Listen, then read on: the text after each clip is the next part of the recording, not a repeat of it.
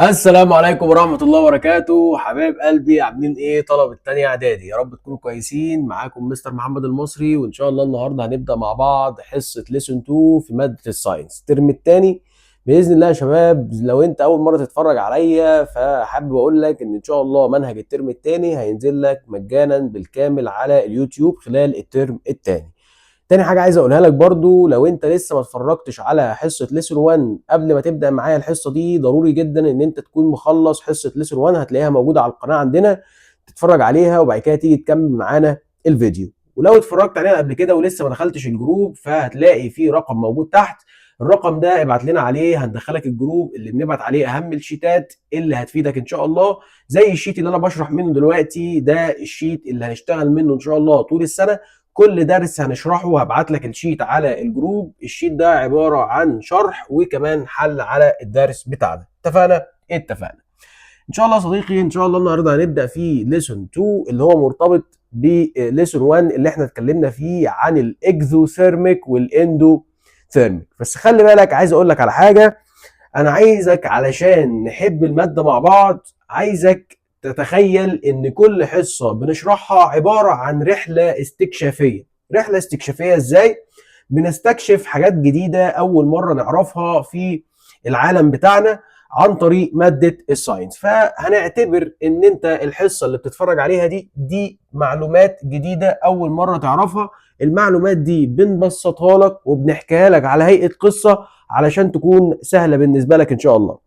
يلا نبدا كده مع بعض ان شاء الله. ليسون 2 اللي كان اول حاجه فيه بيفكرني بحاجه خدتها الترم الاول، اللي هي لو اوف كونزرفيشن اوف ماتر. طبعا اللو اوف كونزرفيشن اوف ماتر كانت عندنا الترم الاول، واللي انا هشرحها لك دلوقتي ونفتكرها مع بعض. هديك مثال كده، مثال كلنا ممكن نفهمه على طول. بص كده، لو جيت قلت لك ان انت كنت خارج خروجه حلوه قوي مع صحابك احمد ومصطفى اللي ما بتكرههم ومش عايزاك تخرج معاهم. بعد كده حضرتك رجعت متاخر كالعاده، فرحت خبطت على الباب ورنيت الجرس لحد ما فتحت لك. فحضرتك دخلت من بره باب الشقه، دخلت جوه الشقه. فايه اللي حصل؟ انت كنت بره حماده ودخلت انت نفس حماده، ولا طولت زياده ولا قصرت زياده. طيب ايه اللي حصل؟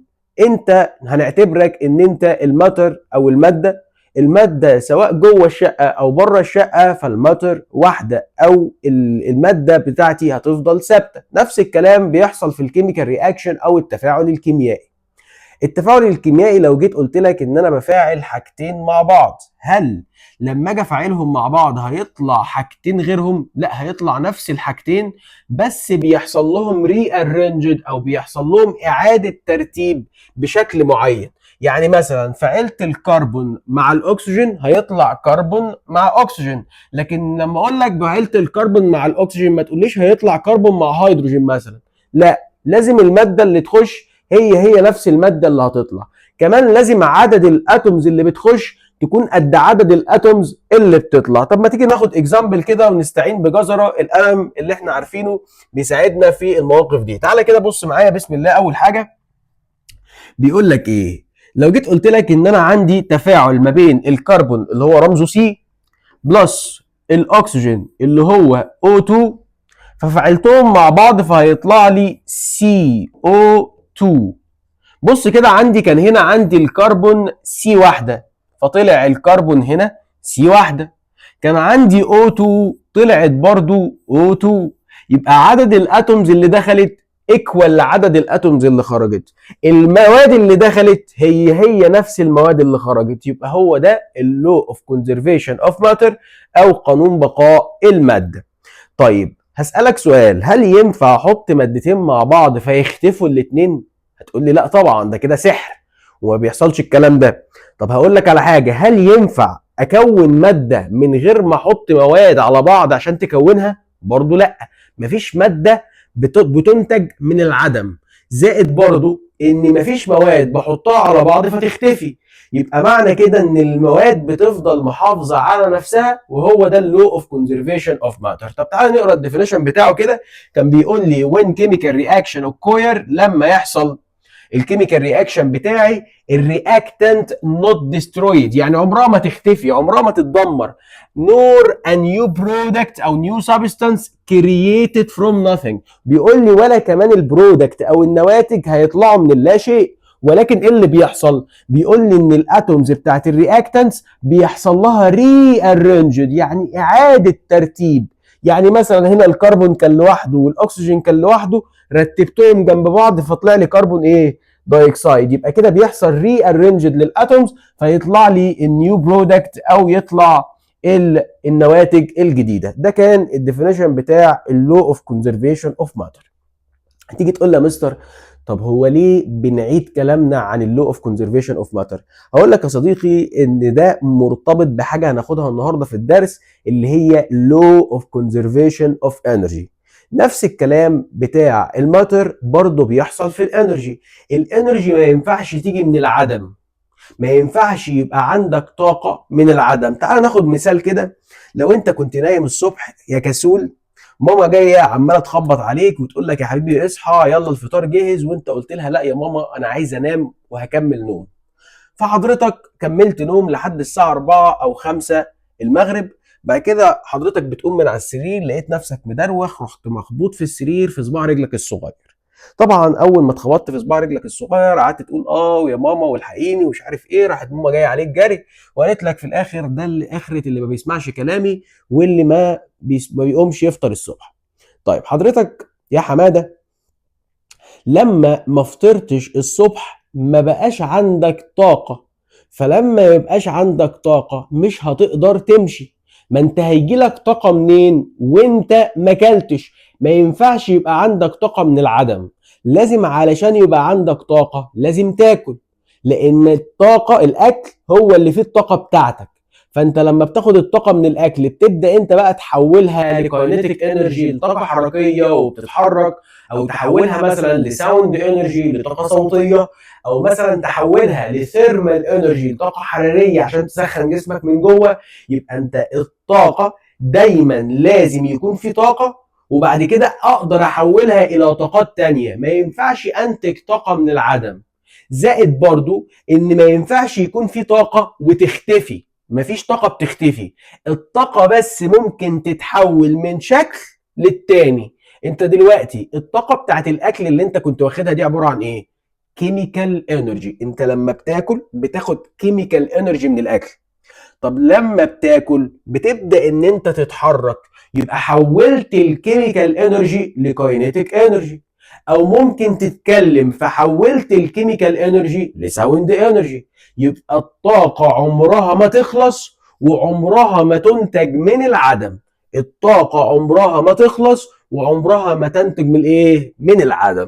يبقى تعالى كده نشوف مع بعض اللو اوف كونزرفيشن اوف انرجي. بص كده يا صديقي، هنا هنلاقي مع بعض اللو اوف كونزرفيشن اوف، هو هنا بيعيد تاني اللو اوف كونزرفيشن اوف ماتر، وهنا المفروض كلمه ماتر هنا المفروض نحط هنا بدل انرجي نخليها ماتر. حلو قوي. اللو اوف كونزرفيشن اوف ماتر، الماتر از نيزر ديسترويد، ما بتتدمرش او ما بتختفيش، وكمان ما بيحصلهاش كرييتد فروم nothing من لا شيء، ولكن بقدر ان انا احولها من شكل للتاني، وهي شبه الانرجي او الطاقه. فعشان كده بقولت لك ان اللو اوف كونزرفيشن اوف ماتر هو شبه اللو اوف كونزرفيشن اوف انرجي. اللو اوف كونزرفيشن اوف انرجي الديفينيشن بتاعه بقى سهل قوي. تعالى اقوله لك كده. هقول لك ايه؟ ان الانرجي neither be created or او nor destroyed، ما تقدرش تنشئها من العدم او destroyed from nothing، ولكن تقدر ترانسفورم تحولها from one form to another، يعني تقدر تحولها من شكل للتاني، يعني قريب من اللو اوف كونزرفيشن اوف ماتر. اتفقنا هناخده مع بعض دلوقتي. بس تعالى ناخد الاكزامبل اللي قدامك ده، اكزامبل حلو قوي بيقول لك ازاي بننتج طاقه او ازاي الطاقه بتتحول من شكل لشكل. دلوقتي لو جبت ليمونتين او جبت ليمونه واحده برضو عادي، المهم جبت ليمونه وحطيت فيها رود اوف كبر، يعني جبت قطعه من النحاس وحطيتها فيها، وجبت قطعه من الزنك وحطيتها برضو جوه الليمونه. فجبت قطعه صغيره من النحاس وقطعه صغيره من الزنك وجبت قطعه واير او سلك صغير ووصلته ما بين الزنك وما بين الكبر، وفي نص السلك اللي هو الواير حطيت لمبه صغيره. ايه اللي هيحصل؟ هلاقي اللمبه بتاعتي اشتغلت لما اجي اوصل بالواير قطعه النحاس اللي هي الكبر وقطعه الزنك، وفي النص احط لمبه صغيره في السلك، هلاقي ان اللمبه بتاعتي اشتغلت. طب اللمبه بتاعتي اشتغلت ازاي؟ المفروض اي لمبه عشان تشتغل محتاجه الكتريكال انرجي او طاقه كهربيه.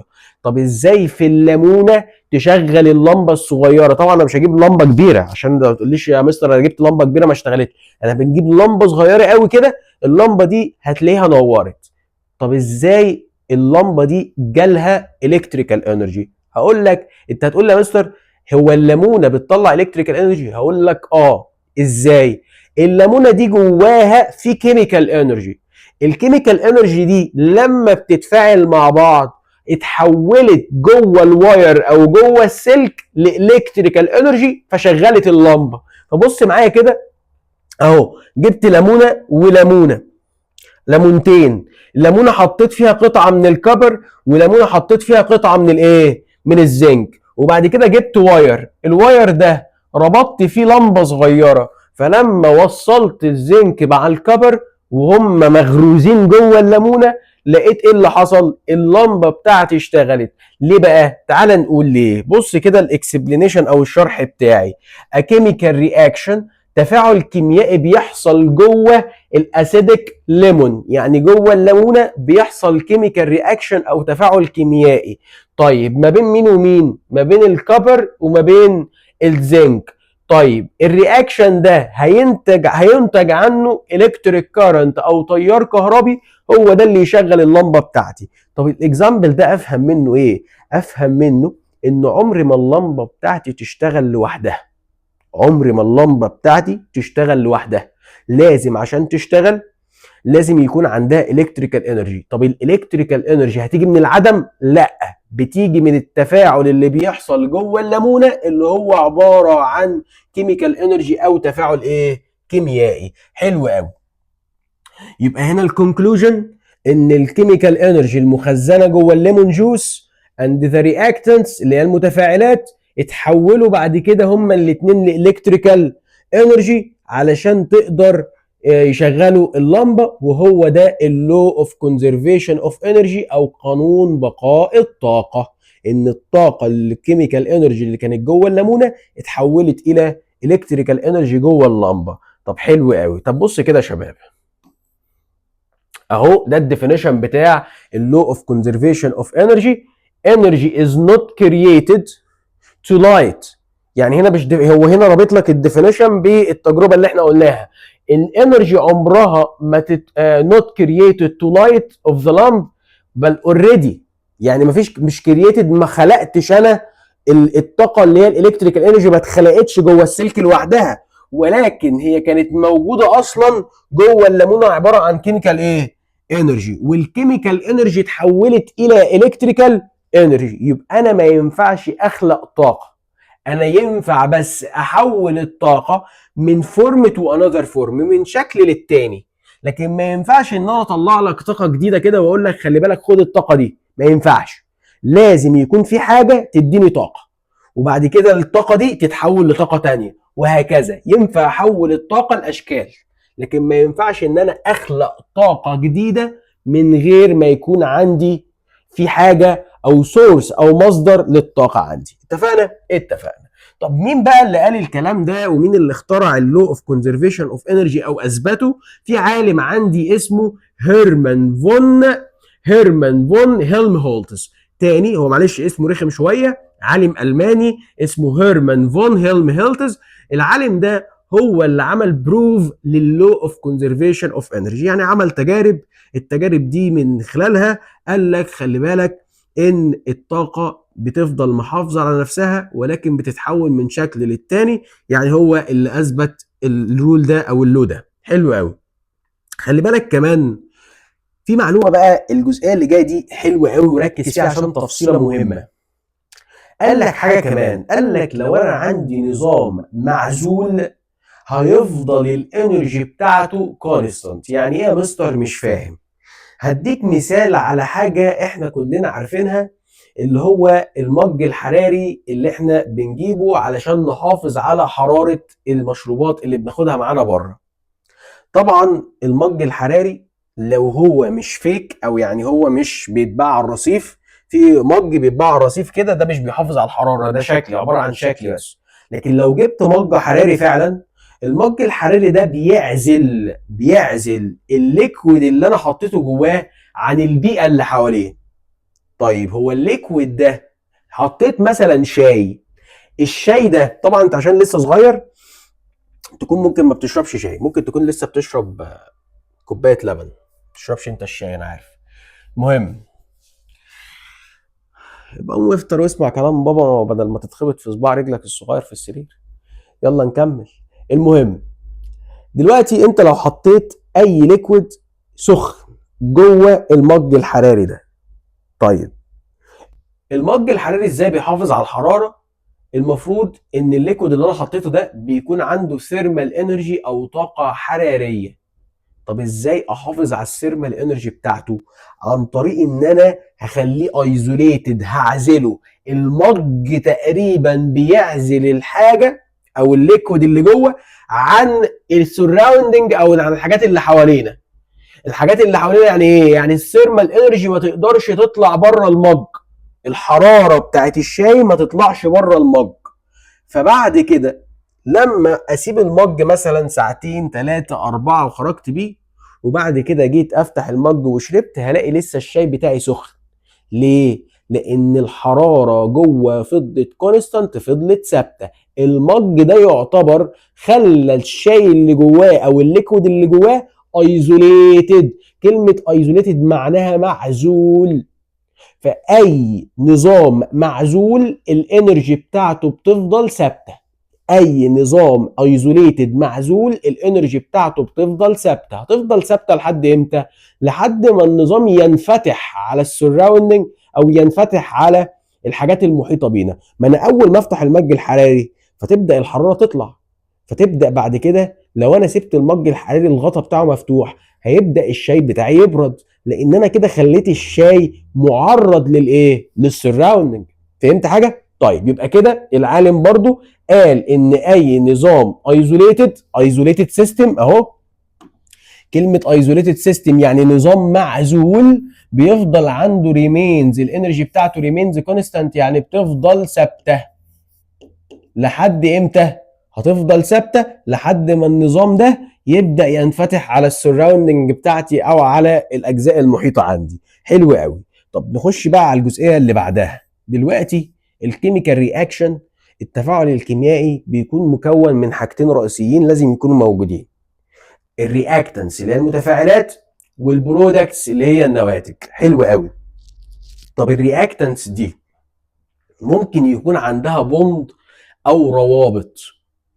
طب عشان اقدر اعمل التفاعل لازم اول حاجه اكسر البوندز اللي عند الرياكتنس او المتفاعلات، علشان اقدر احرك في الاتومز براحتي واقدر اعمل لها ري ارينجد او اعاده ترتيب، فاقدر اطلع البرودكت بتاعتي اللي هي الايه؟ النواتج. طب علشان اقدر اكسر البوندز او الروابط اللي موجوده عند الرياكتنس المفروض ان انا اعمل ايه؟ هقول لك ان لازم الرياكتنس تعمل ابزورب الثيرمال انرجي او طاقه حراريه، تمتص الاكزو. التفاعل ده هنا هيكون اكزو ولا اندو؟ طالما بتعمل ابزوربشن للانرجي يبقى هنا تفاعل اندوثيرميك. يبقى تاني، الرياكتنس عشان اقدر اكسر البوندز بتاعتها لازم تعمل ابزورب الثيرمال انرجي او تمتص طاقه حراريه. فالحراره بتكسر البوند، الحراره بتكسر البوند. طيب طالما انا بعمل ابزوربشن او امتصاص للثيرمال انرجي يبقى التفاعل اندوثيرميك ولا اكزوثيرميك؟ قلنا في الدرس الاول ان التفاعل هيكون اندو ايه؟ اندوثيرميك. طب دلوقتي انا خلاص البوندز اتكسرت، الرياكشن حصل، بعد كده اتكونت عندي البرودكتس او النواتج. البرودكتس هتكون بوند جديده او روابط جديده، فبتبدا بعد كده النواتج تفقد الحراره اللي الرياكتنتس خدتها في الاول. البرودكتس بتعمل فقد للحراره، ريليز هيت بتطلع حراره، الحراره دي اللي كانت الرياكتنتس ايه واخداها، البرودكتس هتبدا تطلعها تاني. طب لما البرودكتس تطلع حراره ريليز هيت، هو ريليز دي كانت اكزوثيرميك ولا اندوثيرميك؟ هتقول لي يا مستر كانت اكزوثيرميك. طب تعالى كده نشوف مع بعض، يلا يا صديقي كده بسم الله. اول حاجه بقول لك ايه، بيقول لي بريكنج بوندز ان رياكتنس. عشان يحصل بريكنج للبوند في الرياكتنس، الرياكشن تو ستارت لازم اعمل ايه بقى؟ بيقول لي هنا ان لازم علشان ابدا الرياكت البوند بتاعتي تبدا يحصل لها بروكن او تتكسر. طب بعد كده البروسيس بتاعت البريكنج بوندز دي عشان اكسر الروابط، العمليه دي بتكون اندوثيرميك بروسيس زي ما قلت لك. علشان اكسر البوندز بتاعتي لازم اعمل ابزوربشن اوف هيت، يبقى العمليه دي ايه؟ اندوثيرميك بروسيس. meaning ايه؟ it requires and consumes بتستهلك energy from the surrounding medium to occur. يعني بتاخد الانرجي بتاعتها، الطاقه بتاعتها من الميديم او من الوسط اللي حواليها عشان تقدر تكسر الروابط، بتمتص. طالما بتعمل ابزوربشن يبقى التفاعل اندوثيرميك. طب نيجي بعد كده للفورمنج نيو بوندز، لتكوين روابط جديده. عشان اكون الروابط الجديده after the atoms dissociate they rearrange. بعد ما الاتومز طبعا هنا بتتكسر او بتتحلل، بتبدا يحصل لها rearrange او تترتب، فتبدا تكون نيو بوندز او روابط ايه؟ روابط جديده. طب العمليه اللي بكون فيها الروابط عمليه اكزوثيرميك بروسيس، معناها ان انا بريليز هيت او ريليز انرجي، بطلع طاقه. هنا ريليز انرجي بطلع ايه؟ بطلع طاقه للسراوندنج. يبقى عشان اكسر الروابط عملت ابزوربشن للهيت. طب لما كونت نيو بوندز او روابط جديده او عملت برودكت نواتج، طلعت الهيت اللي عندي او طلعت الانرجي اللي عندي، يبقى العمليه هنا هتكون اكزوثيرميك. طالما بطلع اكزو، طالما بعمل ابزوربشن يبقى اندو. حلو قوي. يبقى انا كده عندي نوعين من الرياكشنز او من التفاعلات. في انواع من الرياكشنز بتكون اكزوثيرميك، وفي انواع من الرياكشنز بتكون اندوثيرميك. طب ما تيجي نبص مع بعض كده يا صديقي. اول حاجه بيقول لي واي ذا رياكشن اكزو اور اندوثيرميك. هو ليه الرياكشن في منه نوعين؟ ليه في منه اندو وفي منه اكزو؟ خلي بالك بقى هقول لك ليه. صلى على النبي. انا دلوقتي قلت لك ان البوندز عشان تتكسر محتاجه انرجي، محتاجه طاقه. طب وبعد كده لما بيتكون عندي نيو بوندز بتبدا الطاقه دي تطلع تاني. هتقول لي هل بقى الطاقه اللي اتاخدت في الاول هي نفس الطاقه اللي هتطلع في الاخر؟ هقول لك لا، مش لازم يكونوا قد بعض. ممكن استهلك طاقه كتير بس اطلع طاقه اقل، او ممكن استهلك طاقه قليله بس اطلع طاقه كتير. لان لازم في الكيميكال رياكشن يحصل لي ثيرمال تشينجز او تغيرات حراريه بتخلي الطاقتين مش قد بعض. مش لازم الطاقه اللي انا خدتها في الاول هي اللي تطلع في الاخر. ما ينفع، مش لازم الطاقه اللي الرياكتنت خدتها او المتفاعلات خدتها البرودكت تطلعها، مش لازم. ممكن الطاقه لو خدتها كتير ممكن اطلع قليل، او ممكن لو خدت طاقه قليله اطلع منها طاقه كبيره عادي. فعلشان كده قسمت التفاعلات بتاعتي النوعين لاكزوثيرميك واندوثيرميك. طب صلى على النبي. دلوقتي لو انا امتصيت طاقه قليله بس طلعت طاقه كتير، بقول لك طلعت طاقه كتير، يبقى كده اكزو ايه؟ التفاعل ده اكزوثيرميك. طب العكس، لو انا خدت طاقة كتير بس طلعت طاقة قليلة، الطاقة الكتير اللي انا خدتها تخلي التفاعل اندوثيرميك.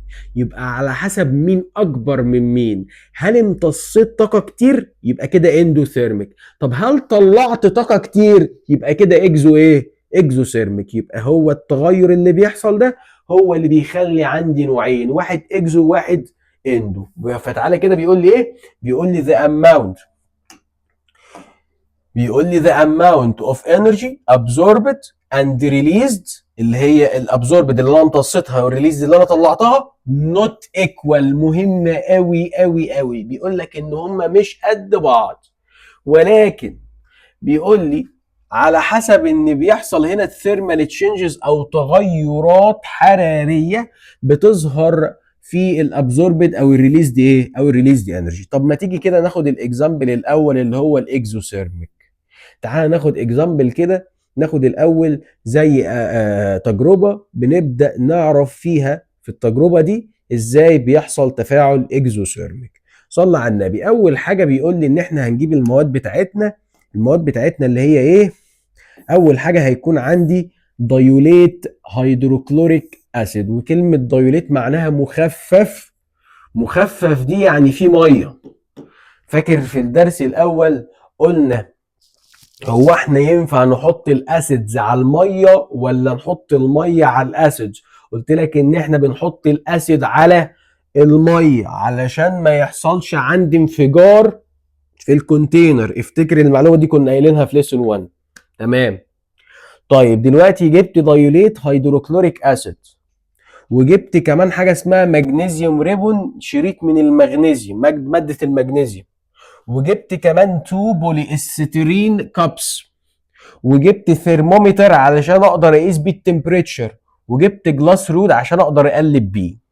جبت كده زي معلقه ازاز عشان اقلب بيها. فاول حاجه بيقول لك ايه؟ بيقول لك ان انا هحط 50 مللي من الدايليتد هيدروكلوريك اسيد اون ذا بولي استرين كابس.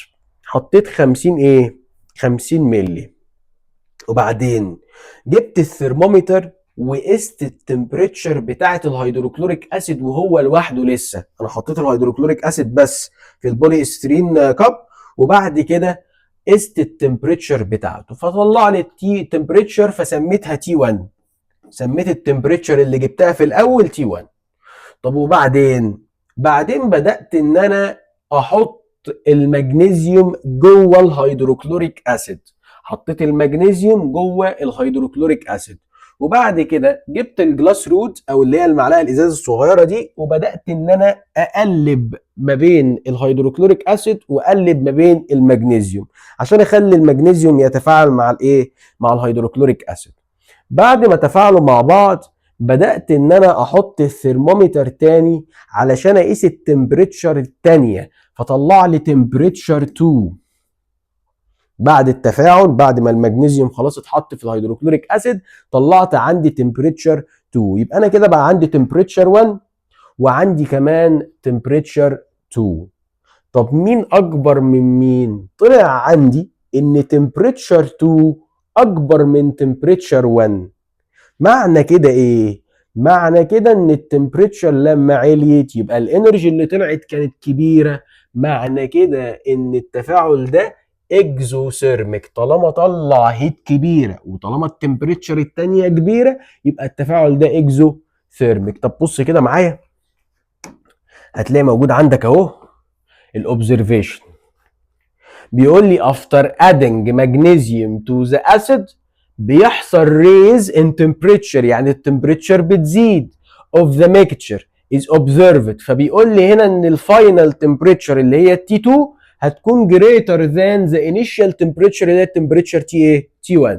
الكونكلوجن هنا ان الريز ان تمبريتشر بيشير ان الرياكشن ده طلع ثيرمال انرجي، معناها ان التايب اوف ذا رياكشن هنا هيكون اكزوثيرميك رياكشن. احنا اصلا المعلومات دي كنا واخدينها في الدرس الاول، ان عارفين دايما ان التمبريتشر الثانيه لما تطلع اكبر من التمبريتشر الاولى معناها ان في ثيرمال انرجي طلعت، يعني التفاعل ده اكزو ايه؟ اكزوثيرميك. المعلومه دي مش جديده عليك، ولكن ممكن يكون التفاعل هو اللي جديد ولكن المعلومه مش جديده. طيب التفاعل اهو، ده المغنيسيوم ام جي بلس اتش سي ال مع بعض هيتفاعلوا فيطلع لي ام جي سي ال 2 بلس اتش 2 بلس الهيت بتاعتي او الحراره الزياده اللي بتطلع. فدي الايكويشن بتاعه الرياكشن بتاعي، ممكن نحفظها عشان عندنا كاتبها لي في الكتاب، يبقى ممكن تكون عندنا كيب او حفظ فلازم نحفظها عشان لو جالك عليها سؤال.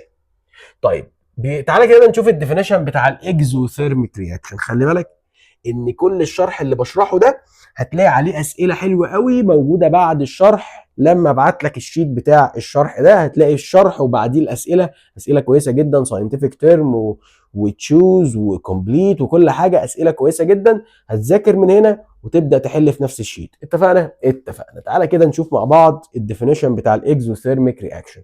زي ما قلت لك ووعدتك في حصه الحل لما جينا نحل مع بعض، قلت لك في الديفينيشنز بالذات، والديفينيشنز دي بتتكرر تاني في اللي تشوز او في الكومبليت عادي، هقول لك على كلمه معينه اول ما تشوفها بتعرف الاجابه بتاعتك ايه. فتعالى كده نشوف الاكزوثيرميك رياكشن، وتعالى نشوف الاجابه اللي ممكن نعرفها. نعرف الاجابه ازاي بسرعه. بص كده بيقول لي ايه؟ بيقول لي there are chemical reactions. الله عليك. اول ما تلاقي كلمه reactions وكلمه release thermal energy، اول ما تلاقي كلمه reaction وريليز thermal energy يبقى exothermic reaction. يبقى اول ما الاقي كلمه reaction وريليز، reaction وريليز، اول ما الاقي بيقول لي هو الكيميكال رياكشن او التفاعل الكيميائي الريزلت بتاعه او نتيجته ان يحصل ريليز او يتصاعد ثيرمال انرجي او طاقه ايه؟ حراريه as one of the reaction products، كاحد النواتج. ما احنا هنا في التفاعل طلعنا الهيت كبرودكت او كناتج، فبيقول لي هنا الريليز هيت او الحراره اللي هتطلع كبرودكتس مع النواتج يعني انتو سراوندنج ميديم، طبعا هتطلع للوسط المحيط بينا leading to increase، هتزود التمبريتشر بتاع الميديم بتاعي. يبقى اول ما تلاقي كلمه رياكشن مع ريليز هيت او ريليز ثيرمال انرجي يبقى على طول التفاعل ده طالما بيطلع حراره ريليز يبقى على طول اكزوثيرميك ايه؟ رياكشن. طب اكزامبلز على الاكزوثيرميك رياكشنز بقى، الاكزامبل اللي احنا كنا لسه قايلينه فوق اللي هو التفاعل بتاع الميتالز مع الدايوليت اسيدز. احد الاكزامبلز اللي احنا خدناها اللي هي المغنيسيوم مع الهيدروكلوريك ايه؟ اسيد. يبقى لو فعلت اي ميتال مع الدايليتد اسيد يعتبر التفاعل ده تفاعل بيطلع ثيرمال انرجي، يعني تفاعل اكزوثيرميك. او تفاعل الالكالايز مع الاسيدز برضو التفاعل ده اكزوثيرميك. او تفاعل الميتال كربونيت. الميتال كربونيت ده زي مثلا مين؟ زي اقول لك كالسيوم كربونيت CaCO3، ده كده ميتال كربونيت. الميتال كربونيت مع الدايليتد اسيد، الميتال كربونيت مع الكربونيت مع الدايليتد اسيدز، ده برضو يعتبر تفاعل اكزوثيرميك. يبقى اي ميتال كربونيت مع الاسيدز اكزوثيرميك. الميتالز مع الدايليت اسيدز يعني ميتال وميتال كربونيت الاثنين واحد تقريبا، يعني قصدي ان انت سهل ان انت تحفظهم، ميتال مع دايليت اسيد او ميتال كربونيت مع دايليت اسيد، الاثنين يعتبروا نفس المعنى.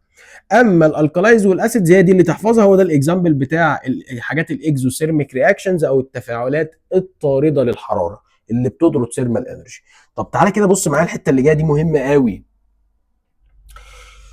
الجراف ده كان موجود عند اولى ثانوي الترم الاول اللي هو السنه دي، يعني الترم الاول او السنه اللي فاتت الترم الثاني حاجه زي كده.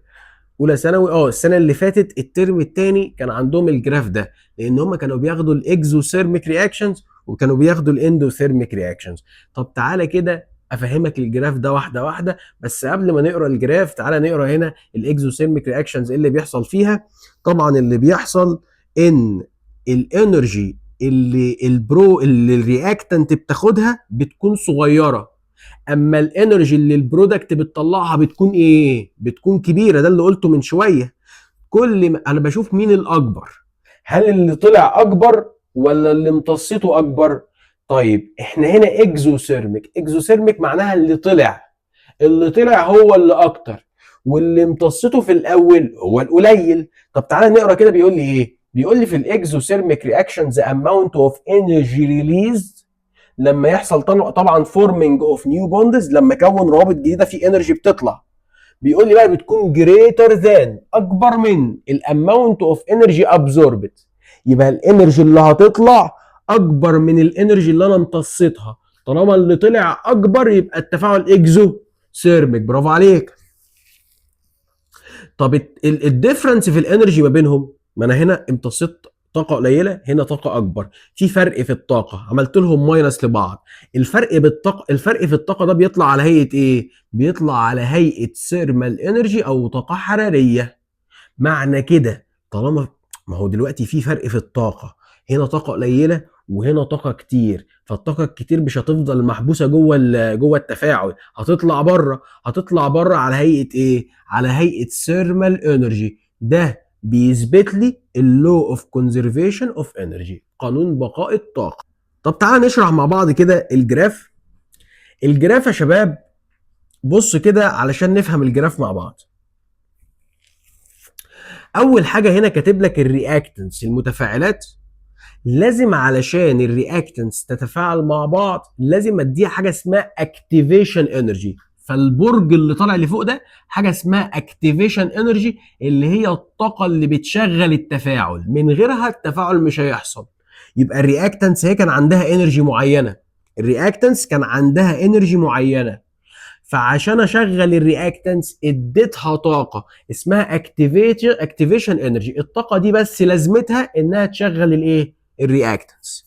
طب وبعدين بدا يتكون عندي البرودكت. فبص كده، البرودكت بدل ما الرياكتنس كان عندها انرجي عاليه، البرودكتس بدات تفقد الانرجي بتاعتها، تفقدها على هيئه ثيرمال ايه؟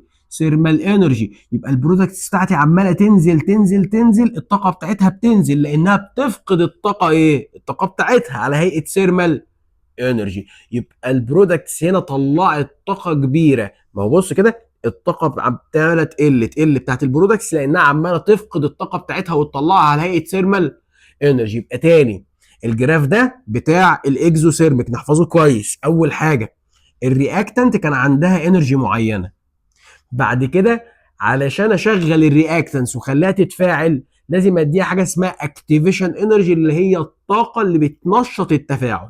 طب بعد ما التفاعل اشتغل هيبدا البرودكت تتكون.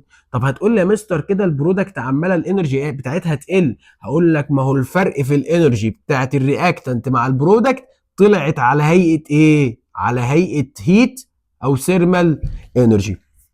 يبقى ده الفرق هنا. هات القلم. بص كده، الرياكتنت كانت دي الطاقه بتاعتها، البرودكت بص بقت هنا. لو مثلا تخيلنا ان دي 10 ودي هنا مثلا 40، الفرق ما بين الرياكتنت والبرودكت كام؟ 30. ما هو 40 ماينس 10 هيطلع لي 30. ال 30 بتاعت الطاقه دي طلعت على هيئه ايه؟ على هيئه انرجي، طلعت بره، التفاعل طردها بره.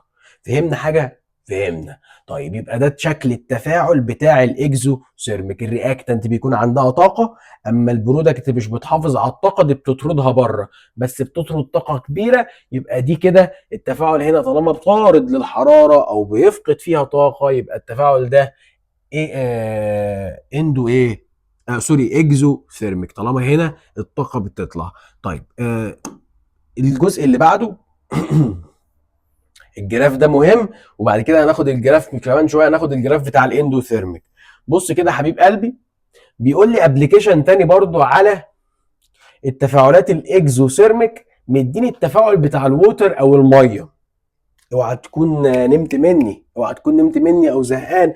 اعمل لك كوبايه الشاي اللذيذه وابدا ركز معايا علشان الحصه مهمه جدا جدا جدا. يلا كده بسم الله.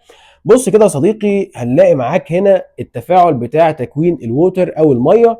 كان عندي ال H2 بلس ال O2. حلو قوي. ال H2 لما بتتفاعل مع ال O2 بيطلع لي H2O اللي هي الميه بتاعتي او الووتر بتاعتي. جميل قوي قوي قوي. طب التفاعل ده هل هو اكزوثيرميك ولا اندوثيرميك؟ تعال نشوف مع بعض. بص كده بيقول لك اولا كده التفاعل ده علشان يحصل محتاج ان الرياكتنت تمتص حراره ابزورب انرجي ابزورب، تمتص انرجي او تمتص طاقه، سوري.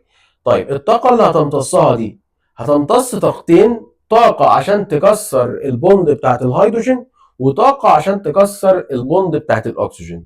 فلما جمعت الطاقتين مع بعض لقيت ان مجموع الطاقتين بقى 1370. دي الطاقه اللي انا امتصيتها في الاول. طب وبعدين لقيت بعد كده لما التفاعل حصل طلع ريليزد انرجي او طلعت طاقه عندي. الطاقه دي طلعت 180 او سوري 1840. هتقول لي طب مين اكبر، الطاقه اللي طلعت في الاخر ولا الطاقه اللي امتصيتها في الاول؟ الطاقه اللي طلعت في الاخر هي اللي اكبر. الفرق ما بينهم طلع على هيئه ثيرمال ايه؟ ثيرمال انرجي. فلما اجي اعملهم ماينس لبعض اهو كاتب لك اهو. طبعا هنا قلت لك ان الريليز دي انرجي اكبر من الابزوربد ايه؟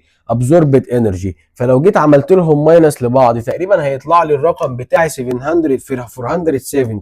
الرقم بتاعي هيطلع لي هنا 470 كيلو جول. لما عملت ده ماينس لده طلع هنا ان في فرق في الطاقه 470 كيلو جول. دي هتطلع على هيئه انرجي اللي هي عباره عن سيرمال ايه؟ سيرمال انرجي. يبقى هنا عرفنا ان الطاقه اللي هتطلع اكبر من الطاقه اللي هتخش. طالما الطاقه اللي هتطلع اكبر يبقى التفاعل اكزو ثيرميك. برافو عليك. طيب اللي بعده، نيجي يا صديقي للجزء اللي بعده. بيقول لي كده ان انا عندي اكزامبل لحاجه اسمها فاير فلايز. الفاير فلايز دي عباره عن طائر. الطائر ده بيطلع نور. بيطلع نور ازاي يا مستر؟ مش فاهم. اولا عشان الطائر ده يطلع نور بيعمل جواه تفاعل كيميائي جوه جسمه. التفاعل الكيميائي ده بينتج عنه طاقه كبيره. الطاقه الكبيره دي بتطلع على هيئه لايت او على هيئه ضوء جوه الكائن ده. الكائن ده بيطلع النور بتاعه من الابدومينال ريجن او من منطقه البطن بتاعته. زي ما احنا شايفين كده من منطقه البطن بتاعته بيبدا ان هو يطلع اللايت بتاعه عن طريق اهو. بيقول لك ان هيحصل هنا تفاعل اكزوثيرميك كيميكال رياكشنز او تفاعل كيميائي بيطلع طاقه كبيره. التفاعل الكيميائي ده بيحصل جوه البادز بتاعتها او جوه اجسامها. بينتج من التفاعل ده ان الانرجي اللي هتطلع من الكيميكال رياكشن او من التفاعل الكيميائي ده، الانرجي اللي هتطلع منه هتتحول الى لايت. زي ما عملنا كده في الليمونه. الليمونه برضو قلنا ان الكيميكال انرجي او الطاقه الكيميائيه اللي جوه الليمونه بتتحول الى لايت. نفس الكلام هنا. بقول له ايه؟ بقول له ان هي بتعمل رياكشن او تفاعل جوه جسمها. فالكيميكال رياكشن او التفاعل الكيميائي ده بيتحول في الاخر الى لايت. يبقى كده التفاعل ده اكزوثيرميك. نوعه اكزوثيرميك، تفاعل طارد للحراره او طارد للطاقه. لان التفاعل ده بيطلع طاقه كتير جدا في الاخر بتتحول الى لايت او الى ضوء. طب خلي بالك بقى ان هي بتقدر تتحكم في الكيميكال رياكشن ده علشان هي بتفضل منوره طول الوقت. هي النور ده بيطلع في حالتين عند الفاير فلايز. في حاله الميتنج، في حاله التزاوج. يعني عشان يبدا يحصل التزاوج ما بينهم لازم الاثنين يعملوا انوار عشان يقدروا ان هم يقربوا من بعض وايه ويتزاوجوا. طب كمان بتبقى بتطلع في حاله السيلف ديفense او في حاله الدفاع عن النفس. لو الطائر ده لقى ان في خطر عليه بينور. تمام. يبقى كده الفاير فلايز. طبعا احنا تقريبا كنا واخدين الفاير فلايز دي في رابعه ابتدائي او خمسه ابتدائي، تقريبا في رابعه ابتدائي. الفاير فلايز دي كنا واخدينها قبل كده. كانت بتعمل ضوء في حالتين، في حاله الميتنج وحاله السيلف ديفense. طب الضوء ده بيطلع ازاي؟ بيطلع عن طريق تفاعل اكزوثيرميك بيحصل جوه جسمها. دي القصه اللي قايلها لي هنا. طيب خلي بالك كمان عندي اكزامبل تاني. بيقول لك ان انت عندك حاجه اسمها انستنت سيلف هيتنج كانز. يعني عندك كنز بيسخن الحاجات اللي حواليه من غير ما يحتاج لالكتريك انرجي، من غير ما يحتاج طاقه كهربيه. هتقول لي ازاي يا مستر؟ دلوقتي انا لو عندي مثلا ليكويد او اي درينك عايز اسخنه، لو حطيته جوه الكان ده اقدر اسخنه من غير ما احط الفيشه بتاعته، من غير ما يكون عنده فيشه اصلا. هتقول لي طب ازاي بيحصل التفاعل ده او ازاي بيسخن الكنز؟ ازاي بيسخن الحاجه لوحده؟ اكيد بيحصل تفاعل. ما انت خلاص بقى عرفت. علشان يطلع طاقه لازم يكون في طاقه حصلت او طاقه طلعت. ما ينفعش الطاقه اخلقها من الايه؟ من العدم. طيب هتقول لي يا مستر خلاص انا كده مش هوصله بالكهرباء. يبقى كده هو مش بيحول الكهرباء لثيرمال انرجي. طب هو بيطلع ثيرمال انرجي ازاي عشان يسخن الدرينك؟ تعال اقول لك.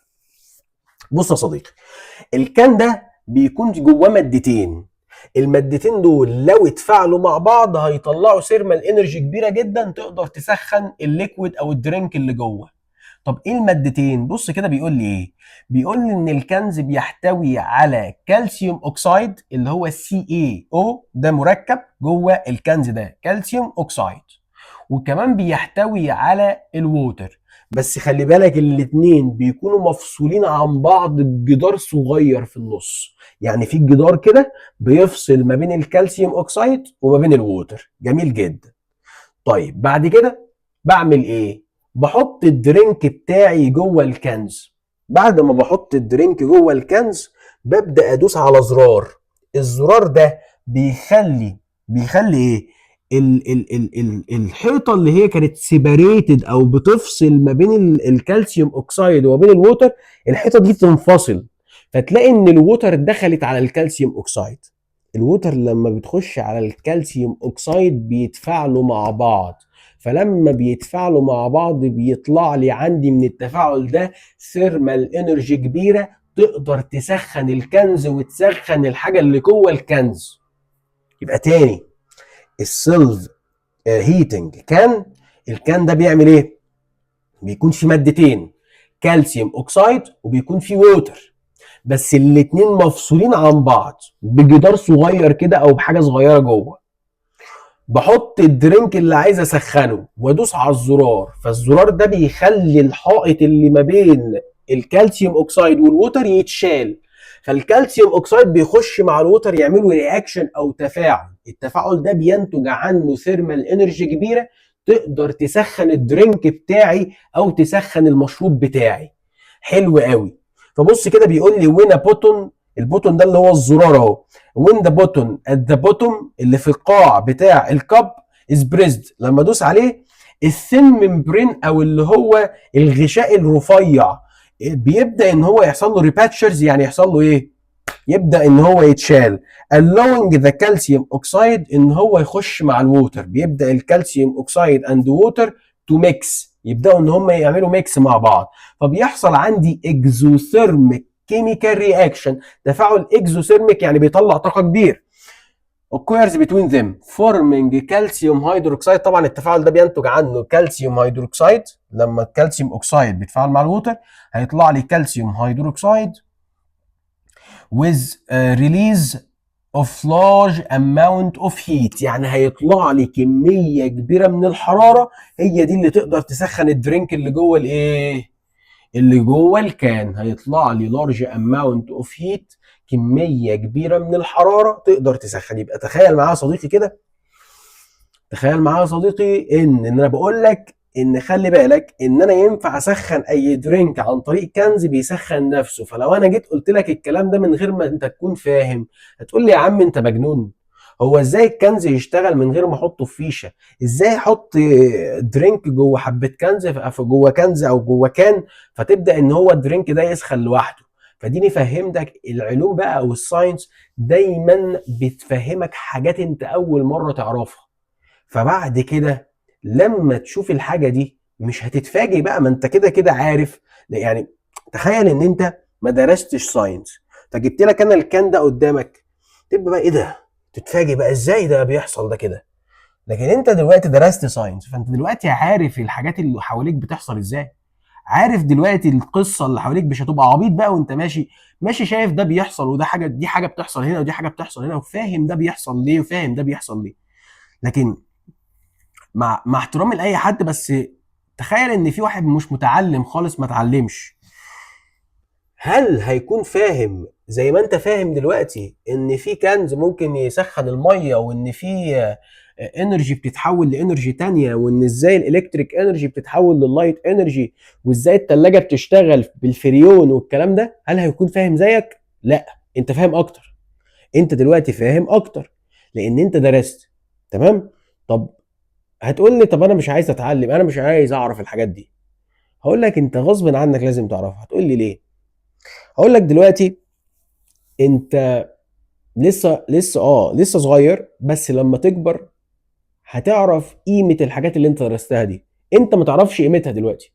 ليه؟ لان انت دلوقتي ما وراكش مسؤوليات، ما وراكش ناس، ما وراكش شغل برضه، مفيش شغلك دلوقتي اللي هو المذاكرة، مش وراك شغل ان انت تعمله. لكن انت دلوقتي ممكن تشتغل في اي شغلانة بعد كده لما تكبر ان شاء الله وتخش الكليه تشتغل في اي شغلانه، فيجي حد يسالك سؤال، فتلاقي في ناس متعلمه كتير وعارفه اجابه السؤال ده، وانت في النص واقف مش فاهم حاجه. خلي بالك بقى ان الشخص اللي ما بيكونش فاهم حاجه ده الناس بتعمل له عدم احترام. هو بص، انت دلوقتي مش فاهم حاجه، ما عندكش علم، فتخيل كده ان في واحد عنده علم واقف، وواحد ما عندوش علم، والاتنين واقفين. الناس هتحترم مين اكتر؟ هتحترم اكيد اللي عنده علم. اللي عنده علم هتلاقي نظرة الناس دي كده، هتلاقي الناس عماله تبص له بصة فخر كده، وبيبقوا عايزين يتعلموا منه كمان. لكن اللي ما عندوش علم ده الناس بتلاقيها بتبعد عنه. فانت غصب عنك لازم تكون فاهم الحاجات دي. فالساينس طبعا ليه غرض ان احنا بنذاكره، ان احنا نكون عارفين دنيتنا ماشيه ازاي، والحاجات اللي بتحصل حوالينا برضو، إيه اللي بيحصل، يعني ايه اللي بيحصل في العالم حوالينا، ونكون فاهمين كل حاجه بتحصل حوالينا. اتفقنا؟ اتفقنا. طب كده عرفت الديفينيشن، عرفت الرياكشن اللي بيحصل جوه الكان ده، ان الكالسيوم اوكسايد بيتفاعل مع الووتر بيطلع لي هيت كبيره، فده هو ده اللي بيسخن الدرينك اللي انا عايز اسخنه. طب التفاعل موجود عندي، ولكن التفاعل عايزك بقى ايه؟ التفاعل موجود عندي، بس هتلاقي كده الرقم والاسم بتاعي مداري على التفاعل، فالتفاعل هكتبه لك دلوقتي. التفاعل اهو. لو انت بقى بتتفرج عليا هبعت لك الشيت ده، وبانقل الجزء اللي هو بتاع الرياكشن ده، انقله من الفيديو في الشيت بتاعك، لان انت مش هتلاقيه واضح هنا زي ما احنا، عشان كاتبين عليه الايه، الاسم والرقم. طبعا دي غلطة. طبعا هنكتب بقى الرياكشن بتاعي. كان عندي كالسيوم اوكسايد اللي هو CaO بلس ال H2O اللي هي الميه، هتبدا يطلع عندي كالسيوم هيدروكسايد اللي هو OH2. طبعا ال AQ دي معناها ايكوس يعني حاجه ايه، حاجه محلول مع بعض، يعني زي سوليوشن. تمام. زائد طبعا هيطلع لي هيت معناها حرارة كبيرة جدا، والحرارة دي هي اللي هينتج عنها ان الدرينك بتاعي يبدأ ايه، يبدأ يسخن. حلو قوي. طب نيجي نخش بقى على الجزء اللي بعده. طبعا هنا بيقول لي الامبورتنس او الاهميه بتاعه الكانز دي، ان انا بستخدمها في بريبير كوفي لو انا عايز اعمل كوفي، بستخدمها في بريبير كوفي او هيت فود لو انا عايز اسخن بعض الطعام، عن طريق الرياكشن اللي احنا قلنا عليه بيحصل، اللي هو ما بين الكالسيوم اوكسايد وما بين الووتر بتاعتي. طيب بص كده، الاسم اللي انا قلته دلوقتي اللي هو كالسيوم هيدروكسايد مش هيكون هو الاسم اللي هتعامل بيه لما اجي اروح اشتري الكان بتاعي. مش هقول له عايز الكان اللي بيطلع كالسيوم هيدروكسايد، ولكن في اسم تاني اسمه لايم ووتر، اللي هو الماء اسمه ماء الجير الكالسيوم هيدروكسايد ده. او لو انا هشتريه على انه باودر بيكون اسمه سليكت لايم. يبقى تاني، النيم بتاع الكالسيوم هيدروكسيد اسمه لايم ووتر. الكالسيوم هيدروكسيد لما يكون ايكوس، يعني لما يكون محلول، بيكون لايم، اسمه لايم ووتر. لكن لو الكالسيوم هيدروكسيد ده عباره عن باودر يعني مش ايكوس، مش محلول، مش سائل، لو عباره عن باودر فساعتها هقول ان هو اسمه سليجد لايم. يبقى ده اسم اللي هو ايكوس او سائل، وده الاسم لو هو باودر. حلو قوي. عندي بعد كده حاجه حلوه قوي، حاجه اسمها ثيرمايت رياكشن. ثيرمايت برضو جايه من كلمه ثيرمال. ثيرمايت جايه من كلمه ثيرمال، يعني معناها ان الرياكشن ده برضو بيطلع حراره.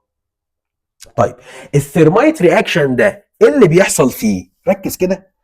الثيرمايت رياكشن ده برضو تفاعل بيبقى اكزوثيرميك، او تفاعل بيطلع حراره او بيطلع هيت، بس التفاعل ده بستخدمه في سبيسيفيك اندستريال ابلكيشنز، يعني بستخدمه في صناعات معينه بستخدم فيها التفاعل ده اللي اسمه ثيرمايت رياكشن.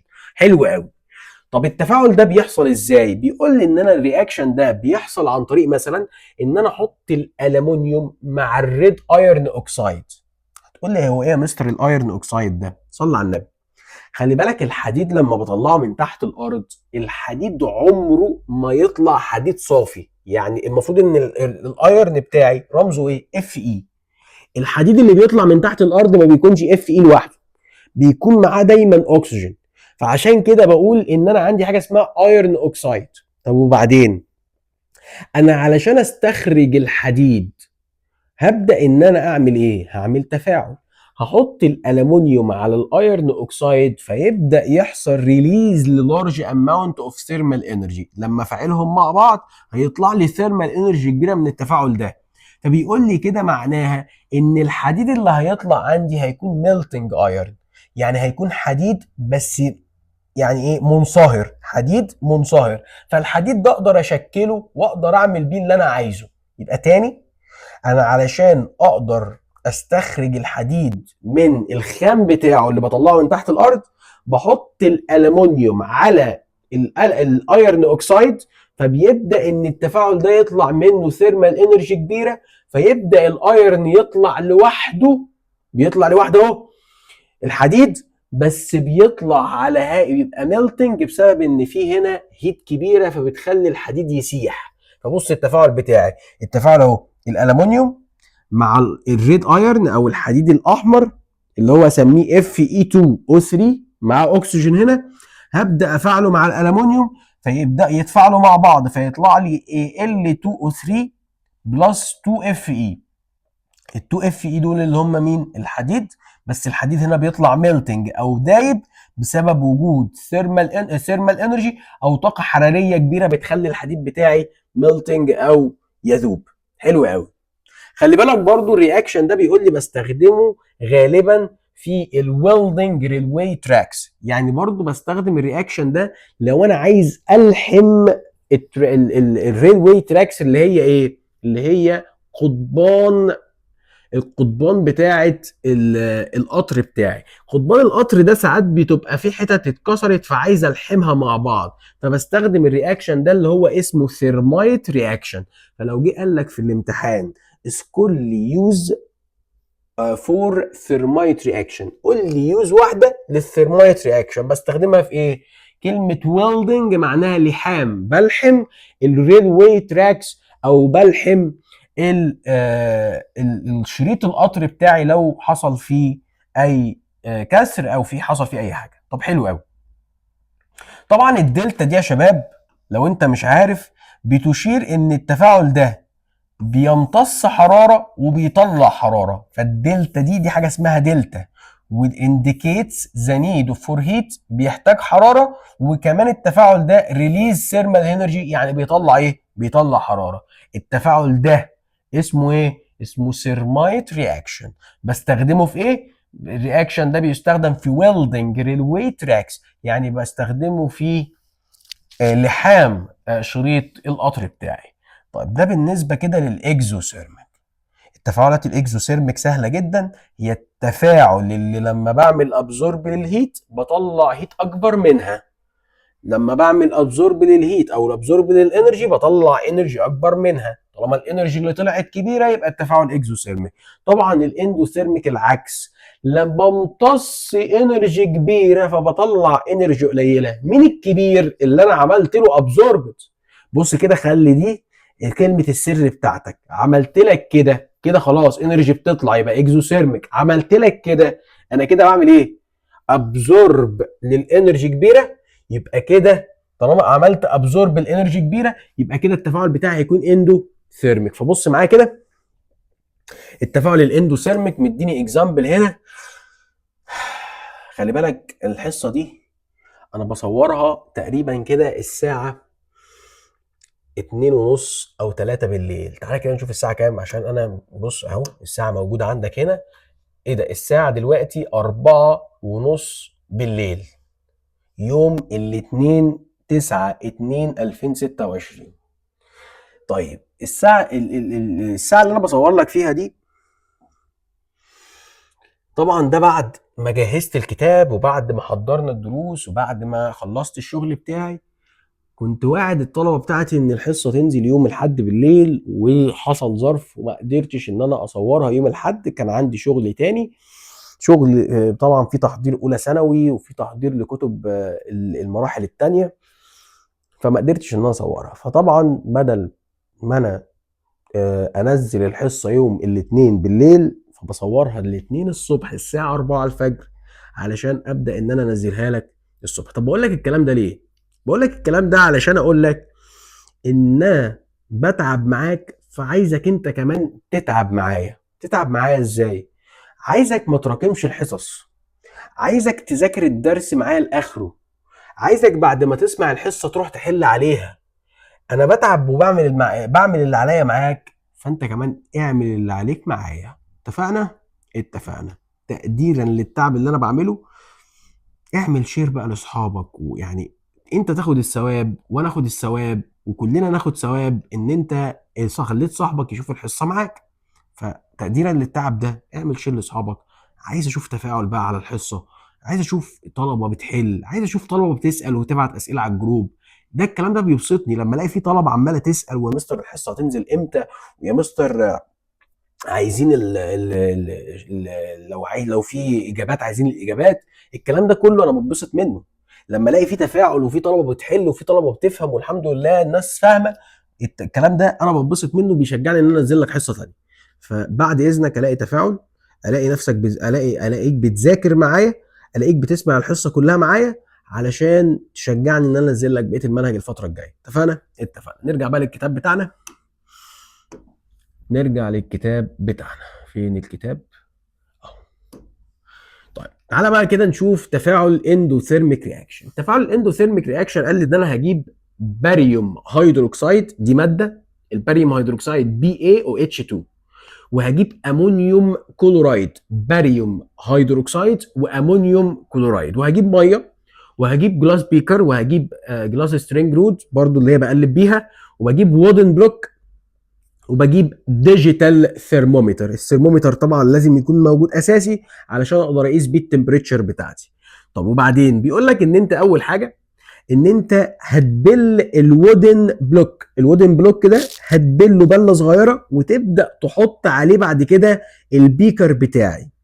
طب وبعدين البيكر ده هحط جواه الباريوم هيدروكسيد باودر. هحط الباريوم هيدروكسيد باودر جوه البيكر.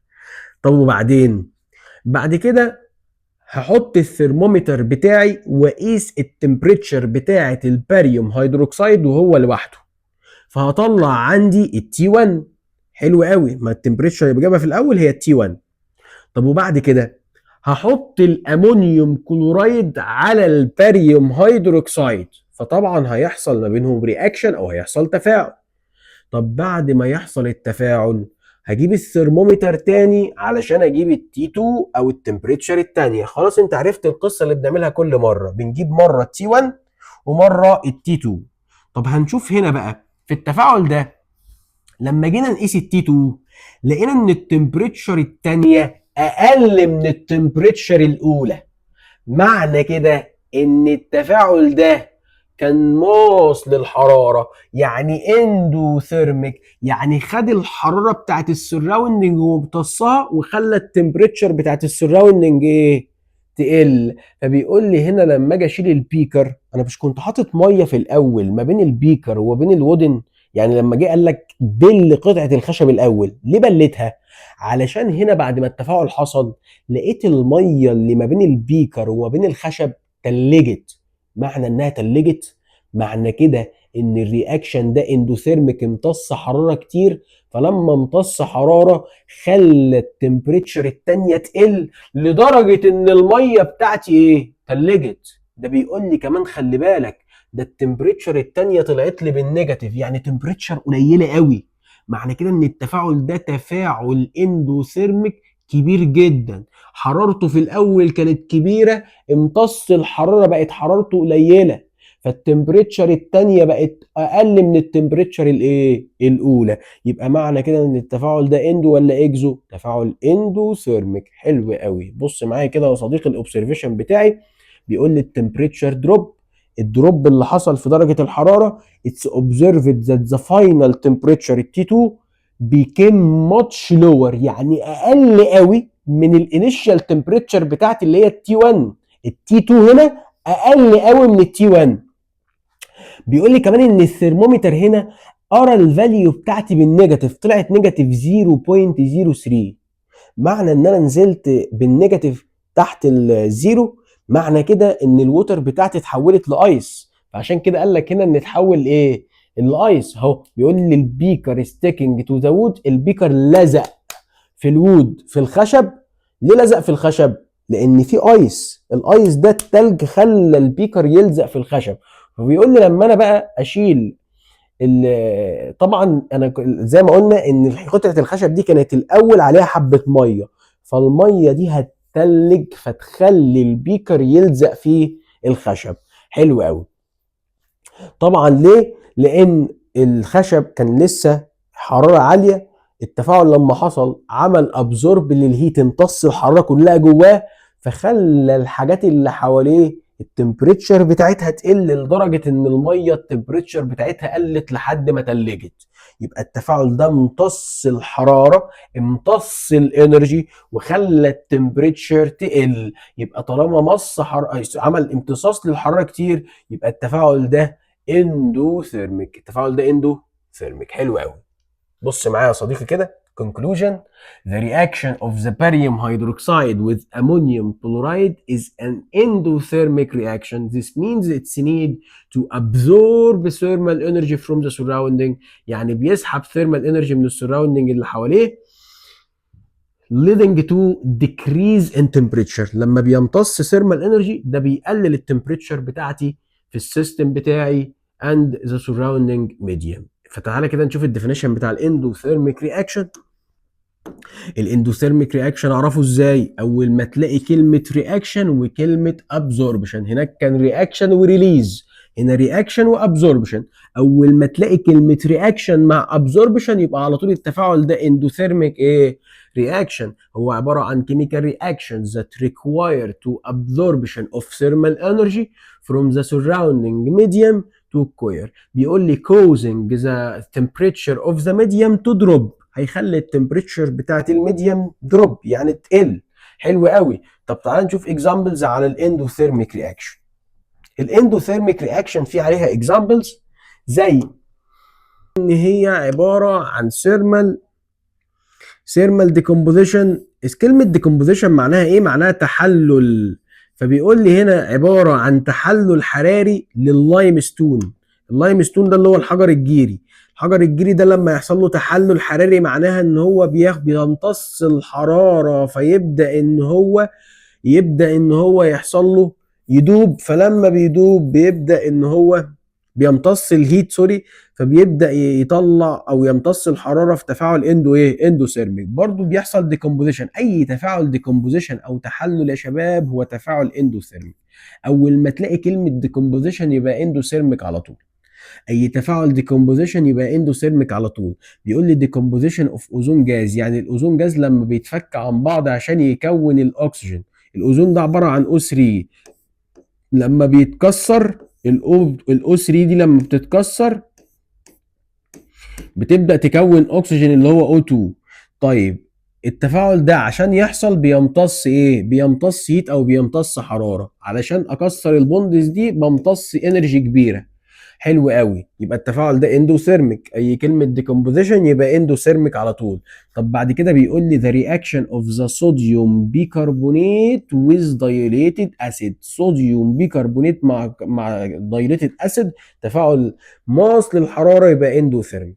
all thermal decomposition reactions، كل التفاعل اللي هي decomposition او بيحصل لها تحلل هي تفاعلات اندوثيرميك رياكشن. زي ما انا قلت لك، اي تفاعل ديكومبوزيشن او تفاعل تحلل حراري التفاعل ده بيكون نوعه اندوثيرميك رياكشنز. اي تفاعل يقول لك فيه كلمه ديكومبوزيشن معناها ان هو نوعه اندوثيرميك رياكشن. حلو قوي. بص بقى اللي بعده. هنا ده الجراف بتاع الاندوثيرميك عكس الجراف بتاع الاكزوثيرميك اللي خدناه فوق. بص يا صديقي، صلى على النبي. الرياكتنت كانت الانرجي بتاعتها قليله، بدات انها تمتص طاقه. كمان كانت عندها اكتيفيشن انرجي لحد ما وصلت الاكتيفيشن انرجي اللي هي طاقه التنشيط. فطلع عندي البرودكت. بص كده الفرق، ان الرياكتنت كانت طاقتها قليله امتص الطاقه كتير، امتص الطاقه كتير. بص الفرق في الطاقه ده، المفروض ان دي طاقه البرودكت ودي طاقه الرياكتنت. الفرق في الطاقه دي هي دي الطاقه اللي السيستم بتاعي امتصها. الرياكتنت كانت طاقتها قليله فامتصت طاقه كتير قوي، فلما امتصت الطاقه كتير خدت الهيت اللي في الميديم كله. لما خدت الهيت اللي في الميديم فالتمبريتشر بتاعتي قلت. تاني الرياكتنت هنا كانت طاقتها قليله، بدات انها تمتص هيت كتير، عماله تاخد في هيت تاخد في هيت تاخد في هيت. حلو. طب امتصت طاقه كتير، لما خدت الهيت كله بدات ان التمبريتشر بتاعتي تقل، بس السخونيه كلها الرياكشن خدها، الرياكتنت خدتها. البرودكت لما طلع ساقع، لان الرياكتنت ما سابلوش اصلا حراره، الحراره كلها الرياكتنت امتصتها في الاول. فلما طلعت عندي البرودكت فضل ساقع. حلو قوي التفاعل ده اهو. الرياكتنت امتصت كل الهيت، هنعتبر ان كل ده عباره عن هيت الرياكتنت عمال ياخده، وبعد كده البرودكت بقى موجود عندي. الفرق ده هو ده الطاقه اللي حصل لها ابزوربشن او امتصاص عن طريق مين؟ عن طريق الرياكتنس او المتفاعلات. فبيقول لي الرياكتنس انرجي اللي هي طاقه المتفاعلات، الانرجي ذات ذا رياكتنس اللي هي كانت موجوده في الاول كانت لو. الرياكتنس في الاول قبل ما تتفاعل كانت الانرجي بتاعتها ايه؟ لو. بعد كده البرودكتس انرجي بتاعتي هنا بقت هاي. طيب الابزوربد انرجي، بدأ الابزوربد انرجي كانت كميتها كبيره اكتر من الانرجي اللي البرودكت هتطلعها.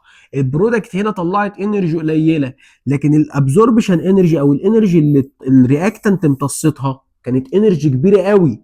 بص كده كل الفرق ده، الحته دي كلها اللي بالاحمر دي هي دي الحته اللي الفرق ما بين البرودكت ومين والرياكتنت. كل الحته دي الرياكتنت عمل لها ابزوربشن امتصها.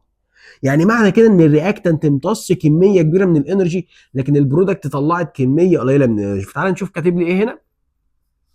الابزوربد انرجي او الطاقه اللي انا امتصيتها for the reactant to convert into product. طيب the system must be absorb energy from the surrounding medium. طبعا السيستم عشان يعمل الرياكشن بتاعه لازم ياخد ثيرمال انرجي او لازم ياخد انرجي من الميديم اللي حواليه. فبيقول لي الانرجي is used to break the bonds in the reactants of molecules. الانرجي دي اللي بحتاجها علشان تكسر البوندز، زي ما قلت لك كده ان اي بوند عشان تتكسر محتاجه انرجي تكسرها. طب الانرجي دي اخدها منين؟ اخدها من الميديم اللي حواليا.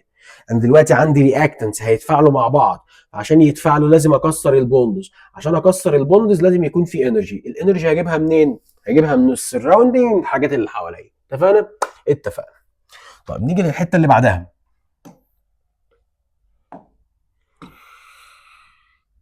بعد كده هنا ريليز انرجي وين نيو بوندز. طبعا هنا التفاعل ده اللي هو الاكزوثيرميك هنا بيقول لي ريليز انرجي وين نيو بوندز ار فورمد ذا برودكت موليكيولز انرجي از ريليزد. ده في التفاعل، نكتب هنا التفاعل الاكزوثيرميك. هنا بيفرق لك ما بين الاثنين بقى، انا كده الدرس خلص. هو كده بيفرق لك ما بين الاثنين، ده الاكزوثيرميك وده الاندوثيرميك. الاندوثيرميك بقى بدل ما بطلع هيت كتيره، لا انا هنا بعمل ابزوربد هيت تو بريكس بوندز عشان اكسر الروابط، هتكون اكبر من الانرجي ريليزد. الانرجي اللي همتصها اكبر من الانرجي اللي هتطلع، يبقى التفاعل ده ايه؟ اندوثيرميك. امتصيت كتير يبقى اندوثيرميك. طب طلعت ريليزد كتير يبقى التفاعل ده اكزوثيرميك. حلو قوي. بعد كده الصفحه دي هسيبك تقراها انت. ده عباره عن كومبريشن او مقارنه ما بين الاكزوثيرميك والاندوثيرميك اللي انا شرحتها فوق. المقارنه دي بتلخص لك اللي انا قلته في الدرس كله. فالمقارنه دي هبعت لك الشيت تقراها، لو ما دخلتش الجروب هتلاقي الرقم تحت، ابعت لي عليه ادخلك الجروب. اتفقنا. انا عارف ان الحصه كانت طويله شويه، مليانه كلام كتير شويه، ولكن على قد ما اقدر، والله على قد ما اقدر حاولت ان انا ابسطها لك. يا ريت تتعب معايا ويا ريت تحل الهوم ورك، ويا ريت تذاكر، وان شاء الله باذن الله اشوفكم الحصه الجايه. السلام عليكم.